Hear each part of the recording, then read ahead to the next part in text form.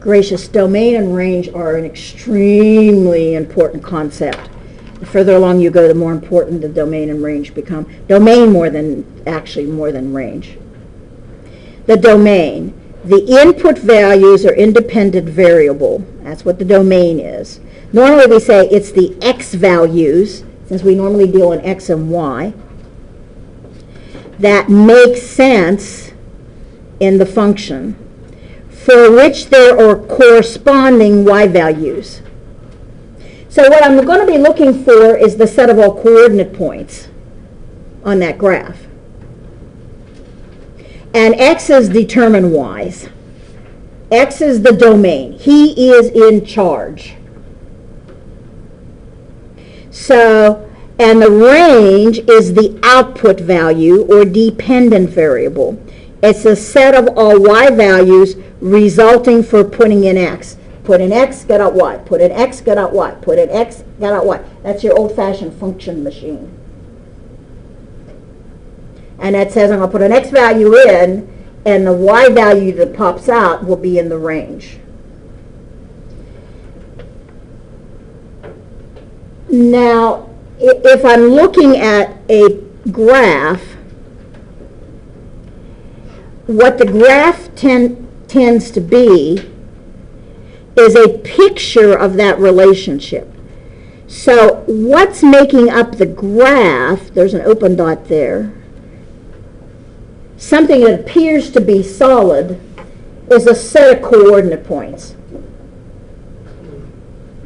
And anytime I'm looking at a graph is just a series of dots.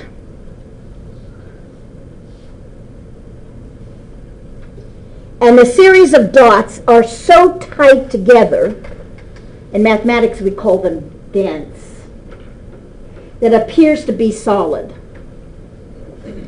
In the old-fashioned printers, when the inkjets first came out, and sometimes you get this when you're doing drafts of things, is that they would look like, they would come out as a series of dots, but you would know it's solid. But you get it, and you want it to have a better looking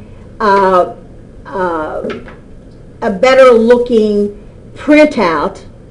Instead of doing it in draft form, you might do it in telling it how many dots per inch you want, and it would get nice and dark.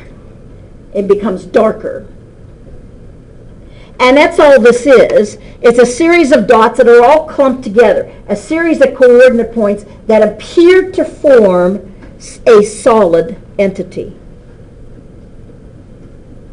Appear to form a solid entity, but just a series of coordinate points. So that when I look at the domain of this guy that says I'm going to start from the far left, and I'm going to move from left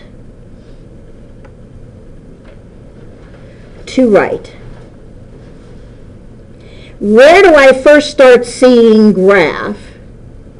Well, I start seeing graph at an x value just to the right of what? -1, -2, -3, -4, -5, to the right of -5. So at -5, I start seeing a piece of graph there. Now I'm going to move on the x from left to right, and I stop seeing graph when x is what value?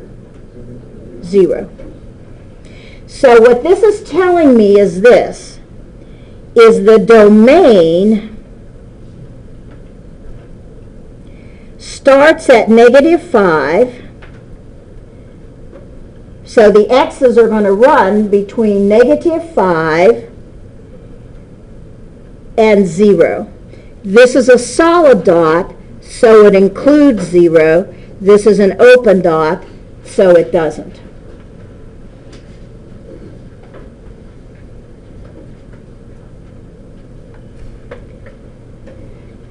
Now the range means I'm going to go from bottom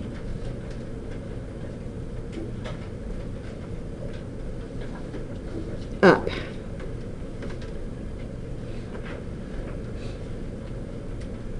And it says my visual, I first start seeing graph when I'm coming from the bottom up right here. And I'm looking at, the range is the y value. So it looks like it's what value? -3. And as I move up, I still see graph until I get to this y value right here. It's like I'm putting the graph in a box. And what's that y value? 3. Since it is y, that says my y values as coordinate point other halves, solid dot is going to include -3, but is going to exclude 3 because it's an open dot. This is your range.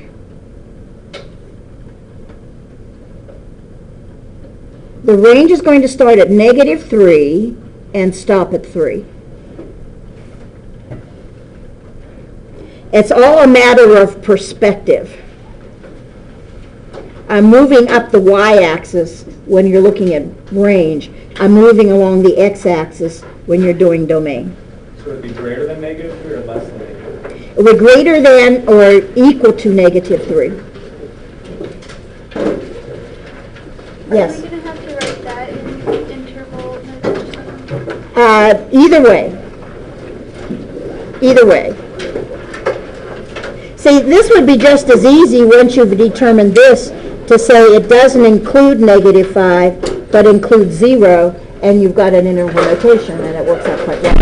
Or you could say, oh, well, x doesn't include 5, but does include 0, and then you've got an equality notation.